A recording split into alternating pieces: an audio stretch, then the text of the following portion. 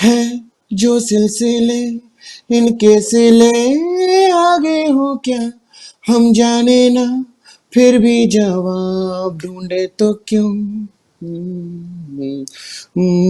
तू मुझसे मिले, हंस के मिले, हंस के विदा, इसके सिवा हम कोई ख्वाब ढूंढे तो क्यों। कल क्या हो किसको पता, यूं बैठे सोचे बेवजह क्यों। होना है जैसा भी होगा तो वैसा ही, फिर भी कभी सोचता हूँ मैं कि तेरा तोहफा हूँ मैं या सजा हूँ। क्या हूँ क्या ही कहूँ क्यों उलझा हूँ। तो जो साहब आपने सुना, जिनकी आवाज़ आप तक पहुंची, ये आवाज़ किसी परिचय की मोहताज नहीं है, और इसीलिए हमने सोचा कि इनका परिचय कराने से पहले इनके फ़न से आपका परिचय करा दें। तो आप देख रहे हैं श्रेष्ठ भारत, मैं हूं संजीव चौहान, और हमारे साथ जुड़े हैं देश दुनिया के जाने माने, अब इन्हें हम लिरिसिस्ट कहें, इन्हें हम एक बेहतरीन म्यूज़िक कॉम्पोजिशन वाला कहें, या बेहतरीन गायक कहें। जब खुदा कई तरह के फ़न एक साथ दे देता है तो मुश्किल हो जाता है एक इंटरव्यू लेने वाले के लिए कि वो किस चीज़ के बारे में बात करें। बहरहाल हमारे साथ जुड़ गए हैं, आप सब जानते हैं, बॉलीवुड के जाने माने लिरिसिस्ट, सॉन्ग राइटर, कॉम्पोज़र, सिंगर वैभव श्रीवास्तव, जिनको दुनिया वायु के नाम से जानती है। तो वायु, बहुत बहुत स्वागत है श्रेष्ठ भारत के स्टूडियो में आपका। Thank you so much Sanjeev, मुझे बुलाने के लिए सबसे पहले, और इतना अच्छा इंट्रोडक्शन देने के लिए, और letting me sing also. Thank you so much Sanjeev. Sir, कहते हैं एक गज़ल है कि मैं हवा हूँ कहाँ वतन मेरा। तो एक जो आर्टिस्ट होता है, एक जो फ़नकार होता है, या जो सूफ़ी होता है, दरवेश होता है, इनका कोई वतन नहीं होता। इनका फ़न इन्हें जहाँ ले जाता है, ये बस एक जर्नी पर चलते रहते हैं। और आपकी जर्नी मध्य प्रदेश के एक छोटे से शहर से शुरू होकर भोपाल आती है, इंदौर पहुँचती है, फिर आप पुणे पहुँचते हैं, और फिर बॉलीवुड में छा जाते हैं। ये क्या रहा सफ़र आपके फ़न ने, क्या, कब, कैसे आपकी ज़िंदगी में ये सारे चेंजेस आए, ये हम आपसे समझना चाहेंगे। मुझे लगता है सर, आप अपना फन ढूंढते हैं उससे पहले आपका फन आपको ढूंढ लेते हैं। तो मेरे साथ ये हुआ था जब मैं रीवा में था, मतलब रीवा करके एक जगह जहाँ मैं पैदा हुआ था, और स्कूल स्कूल के समय तक मैं वहीं था। वहीं पे मैं गाने लिखने शुरू कर दिया था। मैंने ऐसे ही गाने लिखा करता था टाइम पास करने के लिए, ऐसे बच्चों के बीच में। ऐसे ही हमने बैंड जैसा ही बनाया था थोड़ा सा। और फॉर सम रीजन जो भी मैं लिख रहा था गाने, जो भी मैं शुरू शुरू के 2-3 गाने बनाए होंगे और अपने दोस्तों वोस्तों को सुनाए थे कि मैंने ये गाने बनाए हैं। तो जब मैं शुरू किया तब तो थोड़ा एक दो बार मजाक उड़ा, पर लोगों को फिर पसंद आने लगे मेरे बनाए हुए गाने। तो मुझे स्कूल के एनुअल फंक्शन में परफॉर्म करने को बोलने लगे टीचर्स कि आप एनुअल फंक्शन परफॉर्म किया करो। तो मैंने 2 बार एनुअल फंक्शन में परफॉर्म किया। फिर मुझे रियलाइज हुआ कि मैं गाने बना रहा हूँ और लोग गाने पसंद कर रहे हैं, तो मैं रोज गाने बनाने लगा उसके बाद से। पर क्योंकि मैं मिडिल क्लास फैमिली से हूँ, छोटे शहर से हूँ, टीयर 2 सिटी से हूँ, तो मिडिल क्लास फैमिली में हमेशा ये होता है ना आपका कि गाने बनाना तो मतलब इट्स नॉट ए प्रोफेशन। ये कोई आपका आप इससे पैसे नहीं कमा सकते, ऐसा रहता है। तो आपको कुछ बनना पड़ता है लाइफ में। तो वो कुछ बनने के लिए मुझे घर वालों ने पहले इंदौर भेजा, फिर पुणे भेजा, और मैं वहां से भाग के बॉम्बे आ गया। अभी तो आपने जो लेटेस्ट बहुत सारे काम किए हैं, आपका सिंगल एल्बम भी आया है, हम चाहेंगे उसका कोई मुखड़ा आप हमें सुना सकें। ठीक है सर, तो मैं आपको अपने नए गानों का सुनाता हूँ। बातें करो मेरा एक गाना, नागिन आपको सुना सकता हूँ मैं। नागिन का बन्नो तेरा आपसे स्वागत बात सुना करने देता के हूँ लिए, थोड़ा सा। सुनने के लिए इतना है कि एक दिन कम पड़ जाएगा। तो जो आपके मन में आए, यस जो सर। आपके दिल के करीब हो, अभी जो लेटेस्ट हो, उस पर बात करते हैं। आपको एक गाना सुनाता हूँ जो शुभमंगल सावधान में था ये गाना। पर ये गाना पहले मैं अपना सिंगल के तौर पे करना चाहता था। लेकिन फिर आनंद सर ने बोला कि मुझे फिल्म में चाहिए, तो मैंने कहा उनसे भी यही कहा कि मैं अपनी आवाज में करना चाहता हूँ। पर उन्होंने फिर आयुष्मान की आवाज में वो गाना किया था। पर वो गाना मैं आपको सुनाता हूँ जो मुझे बहुत पसंद था, जो मैं अपना पहला सिंगल मैं करना चाहता था। मेरा पहला सिंगल बातें करो था, पर ये गाना मैं करना चाहता था, वो ये था। हम्म, हम्म, तेरी मेरी ऐसी जुड़ गई कहानी कि जुड़ जाता जैसे दो नदियों का पानी। मुझे आगे तेरे साथ बहना है, हाँ जाना तुम्हें तो है ये बात जानी कि ये जिंदगी कैसे बनती सुहानी। मुझे हाँ हर पल तेरे साथ रहना है, हाँ तुम कुछ अधूरे से हम भी कुछ आधे, आधा आधा हम जो दोनों मिला दे तो बन जाएगी अपनी एक जिंदगानी। दुनिया मिले ना मिले हमको, खुशियां भगा देंगी हर गम को। तुम साथ हो फिर क्या बाकी हो, मेरे लिए तुम काफी हो, मेरे लिए तुम काफी हो, मेरे लिए तुम काफी हो। क्या बात है सर, कमाल है। कैसे अपने अंदर आप इस तालमेल को बिठा पाते हैं? क्योंकि कहा जाता है जब कुदरत किसी को बहुत ज़्यादा बख्श देती है चीज़ें, फ़न, तो बड़ा मुश्किल हो जाता है कि वो किस तरफ जाए। आप बेहतरीन, अगर शुरुआत से बात करें तो आप ग्राफिक आर्टिस्ट भी हैं, आपने मास मीडिया का कोर्स भी किया हुआ है, उसके बाद आप बेहतरीन लिरिसिस्ट भी हैं, कंपोज़र भी हैं, सिंगर भी हैं, तो कैसे इन तीनों के बीच में तालमेल बिठा पाते हैं? सर कंपोजर लिरिसिस्ट मतलब ये सारी फील्ड्स क्रिएटिव ही हैं, तो सर मुझे लगता है कि मुझे ना मेरे ख्याल से एक्सप्रेस करने का हमेशा से अंदर से इच्छा रही कि मैं कितना अपने आप को एक्सप्रेस कर सकूं, तो और मैं अपने आप को किस मीडियम में एक्सप्रेस कर सकूं, इस खोज में ही मैंने ग्राफिक डिजाइनिंग भी कर लिया, फिल्म मेकिंग भी सीख ली, सॉन्ग राइटिंग भी करने लगा। तो मैं हर बार अपने आप को एक्सप्रेस ही कर रहा था सर, तो मैं कभी ये नहीं सोच रहा था कि मुझे फिल्म मेकर ही बनना है इसलिए मैं फिल्म सीख रहा हूँ, या फिर मुझे ग्राफिक डिजाइनर बनना है इसलिए मैं ग्राफिक सीख रहा हूँ। जब मैं ग्राफिक डिजाइनिंग का कोर्स कर रहा था सर, तो मुझे लगने लगा कि I can explore more into a medium which has more possibilities with whatever I can do. तो मुझे लगा कि audio visual medium is better than the graphic designing for me to express my self. तो फिर मैंने film making सीखी जाके। जब मैं फिल्म मेकिंग करके बॉम्बे आ गया और मैं यहाँ पे एज ए प्रोमो प्रोड्यूसर काम कर रहा था, और मैं गाने बचपन से लिखता ही था सर, मैंने आपको बताया, तो वो मुझे मौके मिल गए सर गाने लिखने के, तो मैंने लिख दिए गाने और वो गाने हिट भी हो गए। तो जब वो हिट हो गए तो फिर और मैं हमेशा से सर वैसे ही लिखता था गाने, खुद कंपोज करते हुए साथ में लिरिक्स के साथ ही, बचपन से ऐसे करता हूँ मैं, गाने ऐसे ही बनाता हूँ, ट्यून के साथ ही बनाता रहा हूँ, ट्यून के साथ ही लिखता रहा हूँ। तो वो जब मेरी ट्यून्स भी लोगों को पसंद आ गई और वो गाने भी चल गए थोड़े बहुत, तो फिर मैं यही करने लगा। लेकिन ऐसा नहीं है सर कि मैं सिर्फ यही कर रहा हूँ, मतलब मैं यही करना चाहता हूँ, मैं स्टोरीज भी लिखने की कोशिश कर रहा हूँ, अभी एक दो शोज के लिए भी लिखने की कोशिश कर रहा हूँ, और इनफैक्ट आगे चल के मैं अपने खुद के वीडियोस से तो डायरेक्ट करना शुरू करूंगा, लेकिन मेरा मन यही है कि मैं डायरेक्ट भी करूँ ऑडियो विजुअल मीडियम। और आप ज़रूर करेंगे। जिस तरह से आपका ये सफ़र रहा है, हमें पूरा यकीन है, और अभी आप बहुत यंग हैं, आपसे बहुत कुछ मिलने वाला है देश और दुनिया को। कहते भी हैं कि आर्टिस्ट बहुत बेचैन होता है, उसकी बेचैनी उसको कई तरफ लेकर जाती है, जो शायद आपके सफ़र में भी रहा। डिज़ाइनिंग की आपने, मास मीडिया किया, फिर लिखा, फिर कंपोज़ किया, फिर गाया। हम दुआ तो यही करते हैं कि आपका ये सफ़र बहुत खूबसूरत मुकाम तक पहुँचे। एक चीज़ आपसे ये पूछना चाहेंगे कि ये कुछ बड़े अनकन्वेंशनल लिरिक्स आपने लिखे, जैसे स्वैगर, उसको अपने बोल में लेकर आना, उसने पूरे कैरेक्टर को डिफाइन कर दिया है तनु वेड्स मनु में। तो वो किस तरह से दिमाग में आया? क्योंकि वो एक पर्टिकुलर शब्द ऐसा था जिसने उस पूरी सिचुएशन को उभार दिया। ये खुराफात कहाँ से आई भाई दिमाग में, ये हम आपसे जानना चाहेंगे। मैं आपको समझाता हूँ सर, मैं एज ए लिसनर कैसा हूँ। तो जब मैं कुछ गाने सुनता हूँ ना सर, तो मैं हमेशा खोजता हूँ कि इसमें नया क्या है। तो जब मैं एज ए राइटर आया इस तरफ, दूसरी तरफ, तो मैंने हमेशा से ये कोशिश की कि अगर मैं कुछ दे रहा हूँ, तो अगर मैं अपने ऑडियंस को कुछ भी दे रहा हूँ, तो मैं उनको क्या नया दे सकता हूँ, वरना मेरा कुछ भी करने का मतलब क्या है, वरना तो बहुत कुछ है दुनिया में जो आप हमेशा यू कैन एंजॉय। तो स्वैगर वर्ड जब जिस तरह मैंने यूज किया था गाने में, उसको मैं अपनी रियल लाइफ में भी ऐसे काफी यूज कर रहा था लोगों के लिए कि वाह क्या स्वैगर है, क्या स्वैगर है।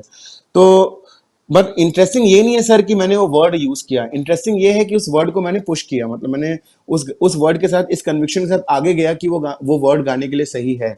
जबकि मैंने जब गाना शुरू शुरू में बनाया था और एक दो लोग को सुनाया था, तो लोगों को स्वैगर वर्ड से ही प्रॉब्लम थी। उन्होंने, मतलब मेरे दोस्तों को प्रॉब्लम थी, उन्होंने कहा कि यार ये वर्ड किसी को पता नहीं है, तो तुम्हारा गाना कभी एक्सेप्ट ही नहीं होगा।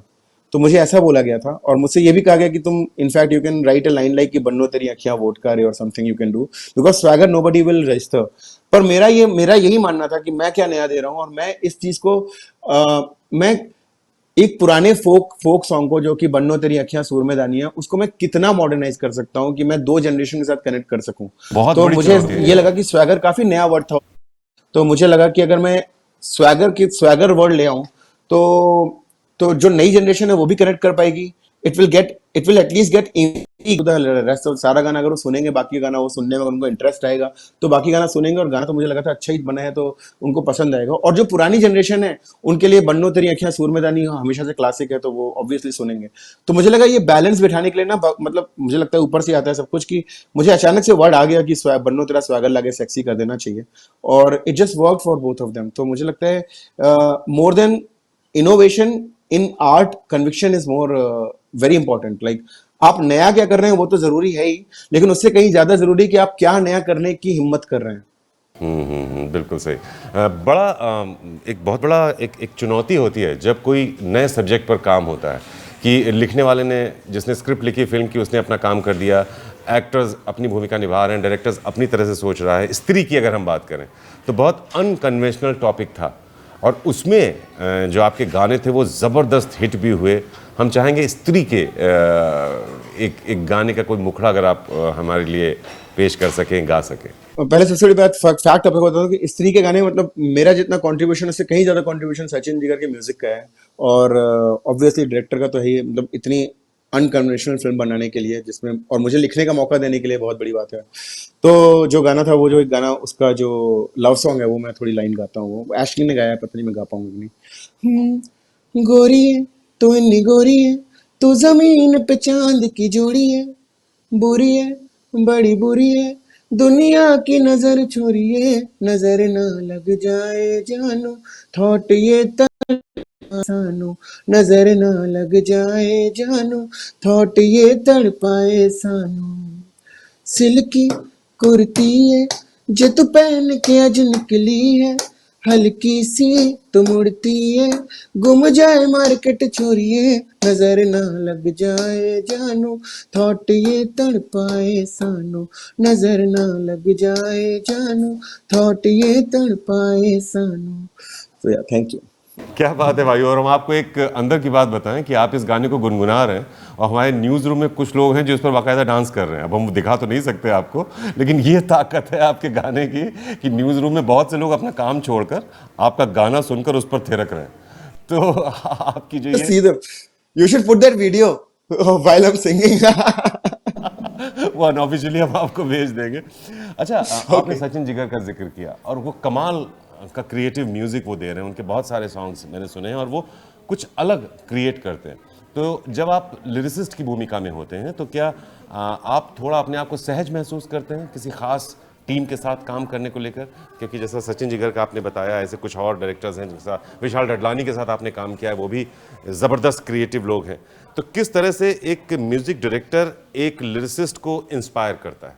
तो सर ज्यादातर मैं बेसिकली आजकल तो मैं यही पुश कर रहा हूँ कि मैं अपने कॉम्पोजिशन से पुश करूँ, क्योंकि मुझे ना थोड़ा और बाकी कॉम्पोजिशन लिखने में मुझे लगता है कि मैं अपनी कॉम्पोजिशन में ज़्यादा बेटर लिखता हूँ, ऐसा मुझे लगता है। तो मैं अपनी कॉम्पोजिशन पुश कर रहा हूँ। पर कुछ ऐसे लोग हैं जिनके साथ मुझे काम करने में मजा है, के साथ काम किया है मैंने, मैं दोबारा भी काम करूँ उनके साथ। This Sachin Jigar is one of them. तो सचिन जिगर का म्यूजिक मुझे हमेशा से बहुत पसंद था। इंडस्ट्री में आने से पहले से साइबो से लेकर उनके जितने भी गाने आए थे, I always found them very innovative, very new and very and और उनसे मिलने के बाद मतलब स्पेशली जिगर तो काफी अच्छा दोस्त बन गया। सचिन भाई तो मतलब थोड़े थोड़े से वो है, लेकिन इतने इतने कॉर्डियल नहीं, इतना जितना जिगर मेरा कॉर्डियल है। तो काफी ज्यादा खुरापाती कीड़ा होना चाहिए, वो कीड़ा है उनके अंदर, जहां वो कुछ नया ही करना चाहते हैं हमेशा, कुछ भी नया। वो हिट म्यूजिक के बारे में नहीं सोचते, वो हमेशा सोचते हैं कि कुछ नया क्या कर सकते हैं हम, और क्या नया कर सकते हैं, क्या खुराफात कर सकते हैं। और जिगर तो बहुत ही ज्यादा खुराफाती है। तो उनके साथ काम करने में मजा इसलिए आता था क्योंकि चैलेंज जो आदमी खुराफाती होता है ना, वो हमेशा नए नए चैलेंजेस लेके आता है। तो जिगर और सचिन हमेशा नए नए चैलेंजेस लेके आते हैं, तो उनके साथ काम करने में मजा आता है। वो अलग बात है कि मैं फिल्मों के गाने अभी करने से थोड़ा अवॉइड कर रहा हूँ, तो इसलिए मैं उनके साथ ज्यादा काम नहीं कर रहा हूँ इस समय। लेकिन मजा बहुत आता है मुझे सचिन जिगर के साथ काम करने में। तो मुझे लगता है सर, ये ना इतना कॉन्शियस डिसीजन नहीं है मैं किसके साथ काम करूंगा, पर कभी आप किसी से मिलते हो ना, तो आपकी हमेशा ऑटोमेटिकली एक वाइब कनेक्ट होती है, जहाँ पे आपको लगता है कि यहाँ पे कुछ बन सकता है। तो वो वही हो रहा है सर। मतलब जब भी मैं किसी से मिलता हूँ ना, तो अगर मुझे लगता है कि यहाँ कुछ काम हो रहा है तो हो जाता है। और भले ही फिर सामने वाला कितना भी टैलेंटेड हो, वाइब नहीं कनेक्ट होती तो कुछ बनता ही नहीं है सर।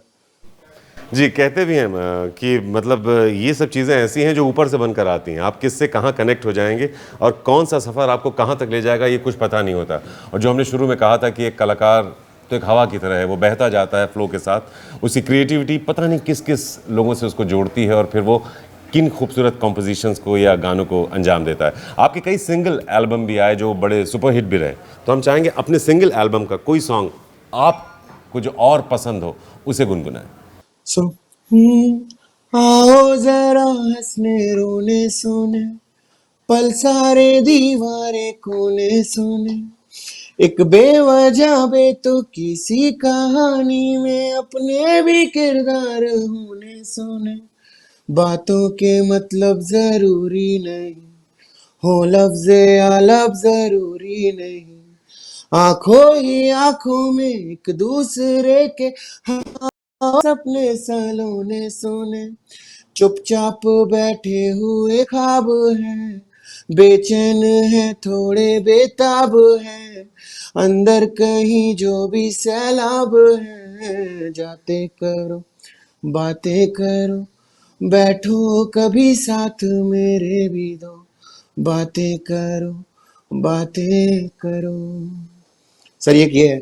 और एक जो बहुत हिट है इस पे, अगर आपके स्टूडियो में अभी भी लोग डांस कर रहे हैं तो मैं ये गा देता हूँ, इट्स बिन प्यार है। लॉन्ग तेरी बीन सुने परदेसी, इट्स बिन लॉन्ग तेरी बीन सुने परदेसी, नागिन दिन गिन गिन गिन गिन गिन गिन गिन गिन गिन गिन गिन मर गई, नागिन दिन गिन गिन गिन गिन गिन गिन गिन गिन गिन गिन गिन मर गई।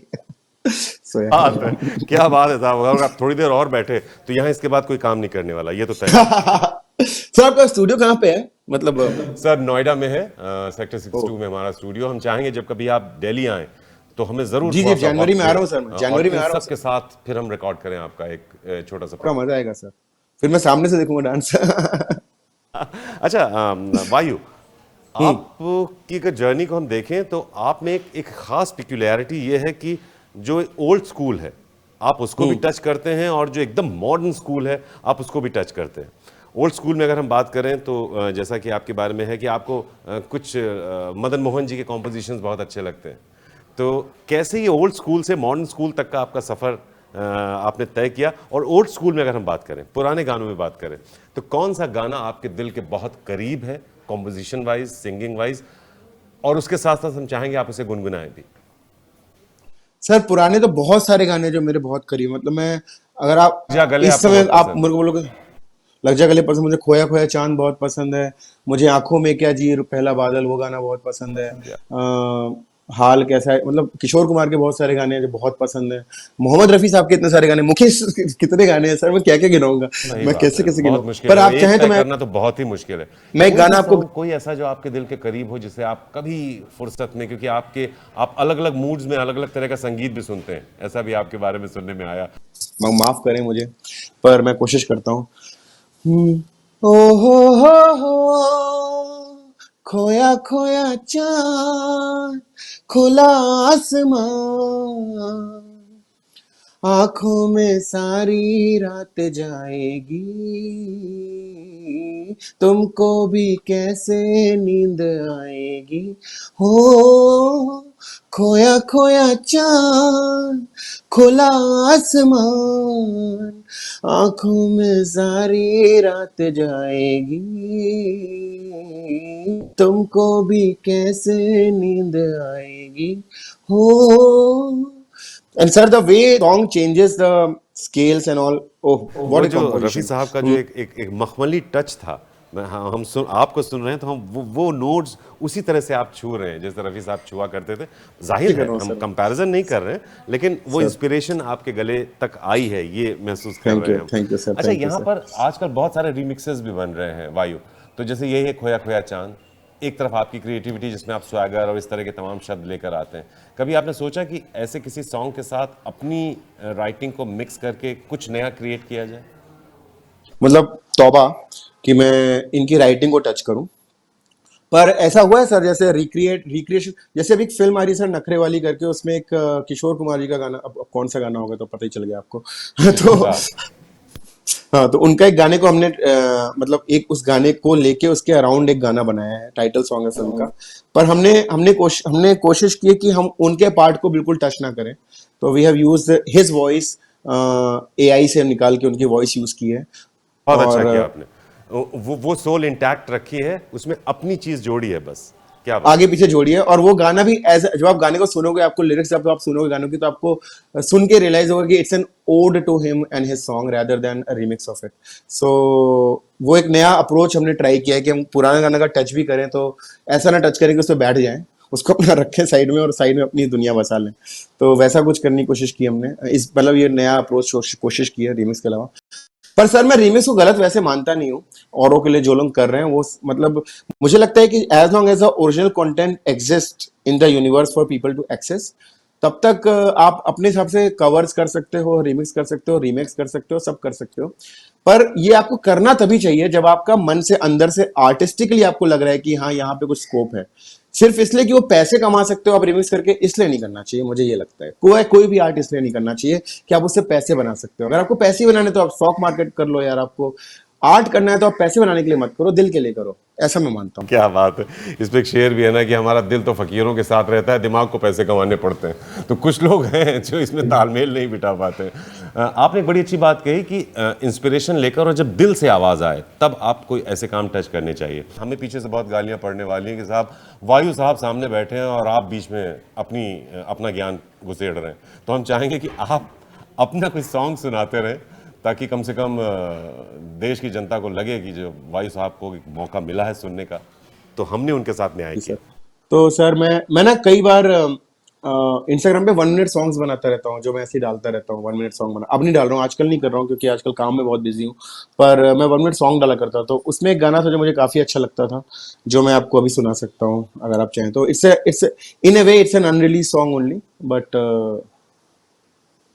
तो मैं आपको सुना देता हूँ गा के 2-4 लाइन, है ना। जी जी जी। 1 minute song, it's 1 minute song, it's like याद है क्या तुमको मार्च का वो महीना, हम तुम मिले यूं कि मिलना हुआ फिर कभी ना, मुझसे तुम्हें कुछ नाराजगी हुई, बातों से मेरी नाराजी हुए, तुम पर बैठे हैं रास्ते देखो तरसते, ढूंढे हवाएं तेरी आहटें, आंखें बेचारी उम्मीदों की मारी की राह से तुम्हारी ये ना हटे, बैठे हैं रास्ते देखो तरसते, ढूंढे हवाएं की आहटें, मैं आंखें बेचारी उम्मीदों की मारी की राह से तुम्हारी ही ये ना हटे। क्या बात है, क्या बात है। अब देखिए इस सॉन्ग में आपने ओल्ड स्कूल की एक झलक दे दी। इसमें मेलोडी है और इंस्ट्रूमेंटेशन का इतना जोर नहीं है। आपने इसको जिस तरह से कंपोज किया है, ये पुराना अगर हम कहें तो जो पुराने सॉन्ग्स कई फिल्मों में हम इस अमोल पालेकर वगैरह की फिल्मों में जिस तरह के गाने इस्तेमाल किए जाते थे, उस तरह का कंपोजिशन है।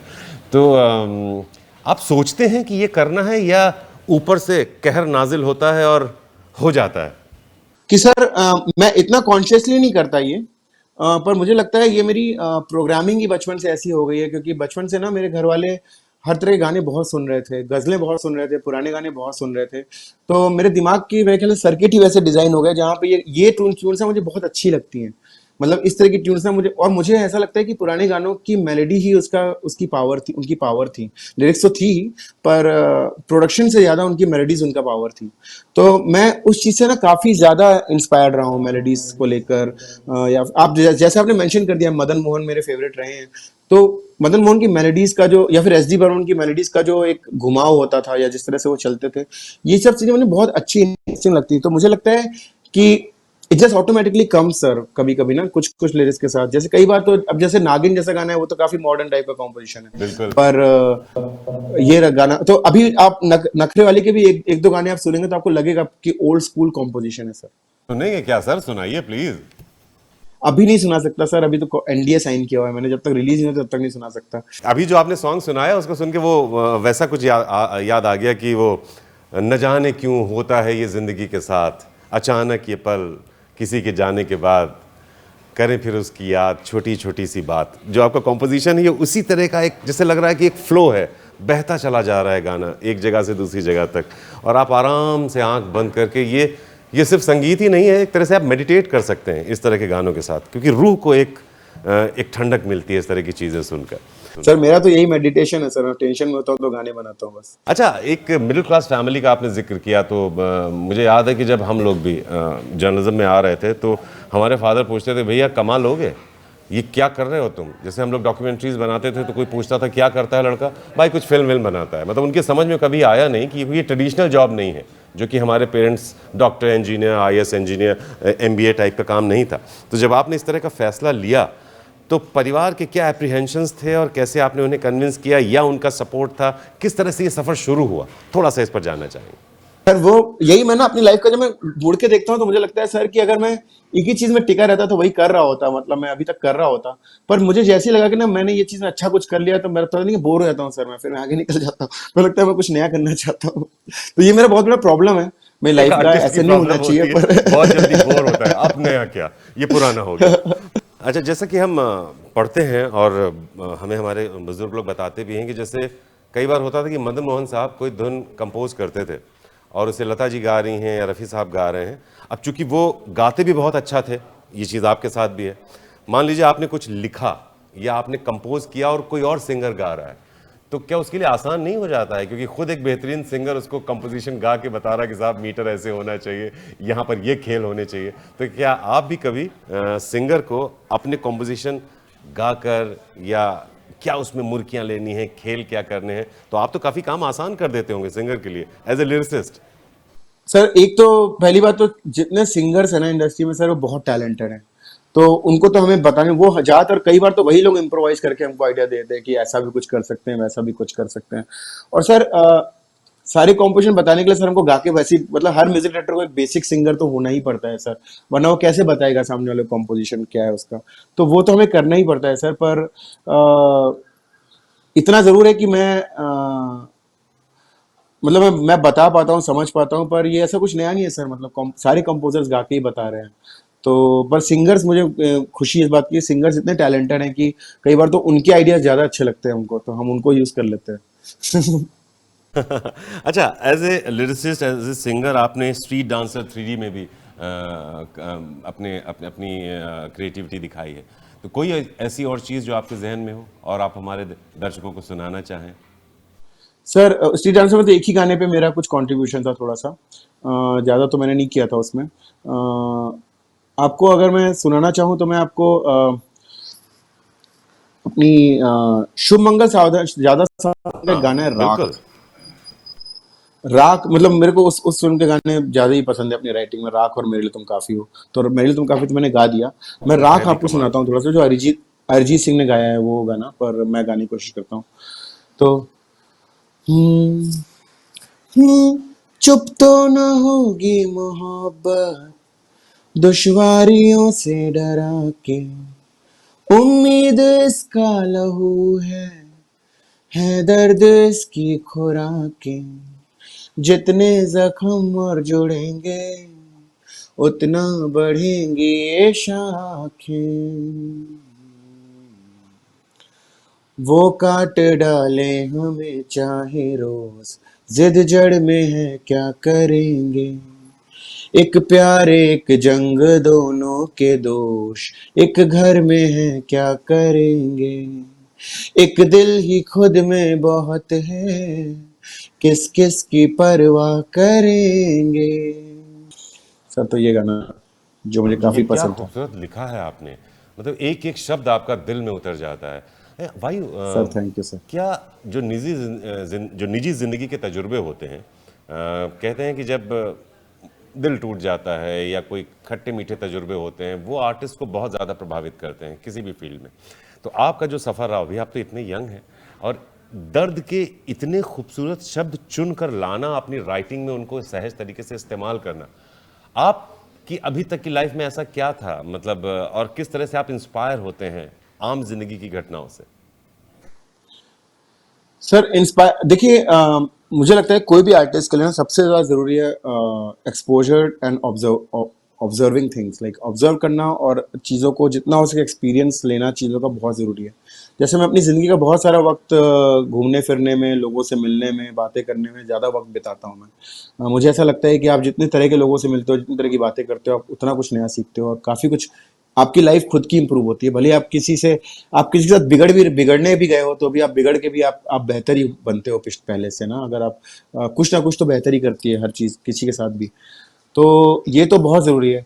और दूसरा बात बात है सर, मुझे लगता नहीं लफ्ज कोई लफ्ज दुखी या सैड या हैप्पी होता है। वो कहते हैं ना सर, नशा शराब में होता तो नाचती बोतल, ऐसी नशा अगर दर्द लफ्जों में होता तो लफ्ज रो रहे होते ना सर, तो लफ्ज रोते नहीं है। बट मेरे ख्याल से सबसे बड़ी इंपॉर्टेंट ये चीज है आपके अगले ख्याल। गाने के बोल हो सकते हैं साहब, जो आपने अभी बोला है कि लफ्ज कभी रोते नहीं। जरा कीजिएगा, थैंक यू। आप खुद से देखिए। ख्वाब होते नहीं, लफ्ज कभी रोते नहीं। हम ज्यादा खुश होते तुम अगर होते नहीं। तो आशु कवि हैं, देखिए आपने एक मुखड़ा लिख दिया। अच्छा, तो प्यार होना और दिल टूटना, ये भी एक बड़ा निजी और बहुत अलग तजुर्बा होता है। तो इस प्रक्रिया से कभी गुजरे आप? क्या इसने आपको कभी इम्पैक्ट किया? सर देखिए मेरे ख्याल से देखिए हर एक्सपीरियंस पे सर गाना बन सकता है, पर हमें दुनिया ज्यादातर प्यार के गाने एक्सेप्ट करती है और एक्सपेक्ट भी करती है। तो प्यार एक ऐसी चीज पे सबसे ज्यादा गाने बने हैं, क्योंकि लोगों को प्यार पे गाने बनाना इसलिए भी पसंद है क्योंकि वैसे जमाना आपको प्यार करने देता नहीं है। तो it's like a voyeuristic pleasure that you get out of love songs.